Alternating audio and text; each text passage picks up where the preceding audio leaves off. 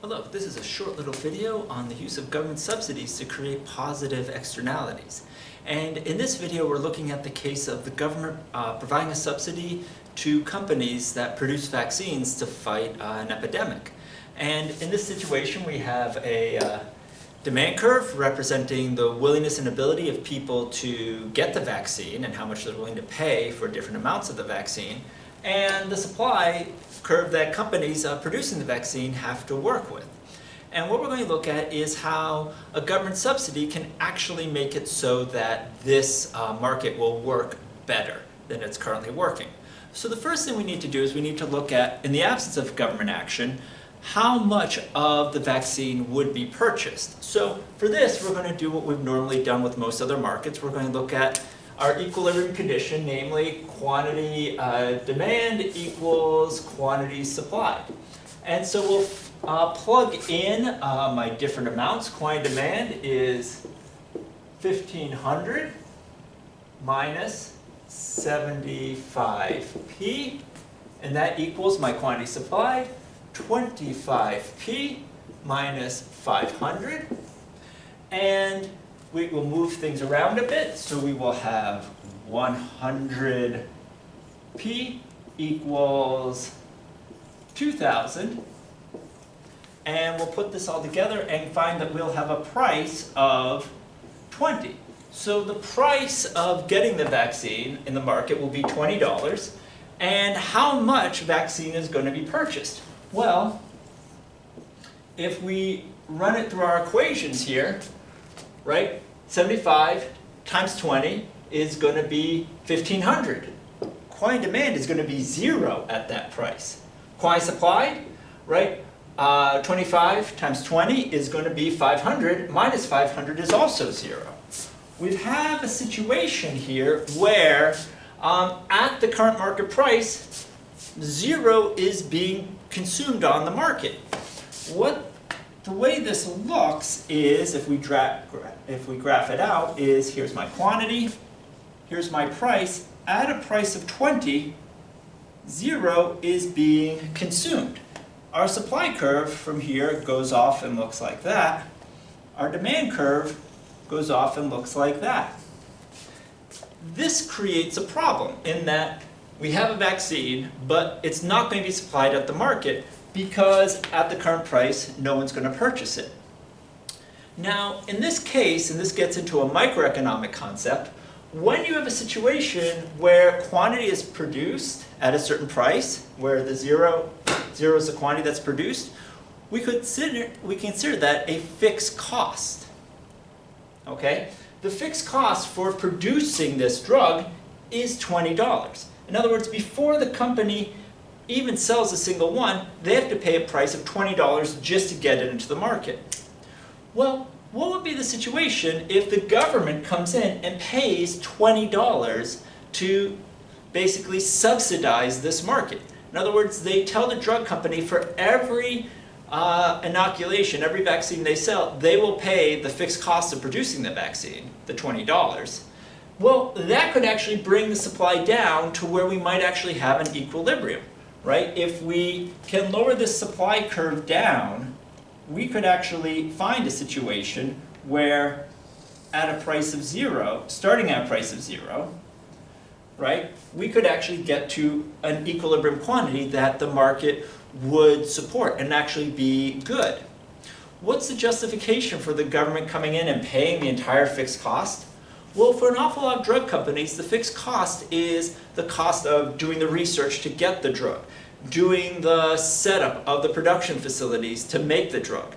And if the drug is crucial to public health, well, the government might come in and fund the research and fund the production setup to try to bring down the cost for the consumer of the drug so that more consumers will buy the drug. By lowering the price, more people are more likely to get the drug, and in the case of a vaccine, that could create a positive externality. In other words, the people getting the vaccine will, protect other people who don't get the vaccine from getting the infection. So let's take a look at what this would look like.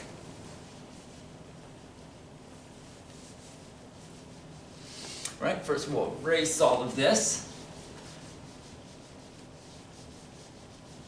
Now, you remember, the price, right, the fixed cost price in this case was $20. At $20, zero was being produced.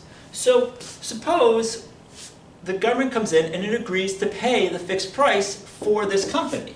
What that would mean would be a new supply, right?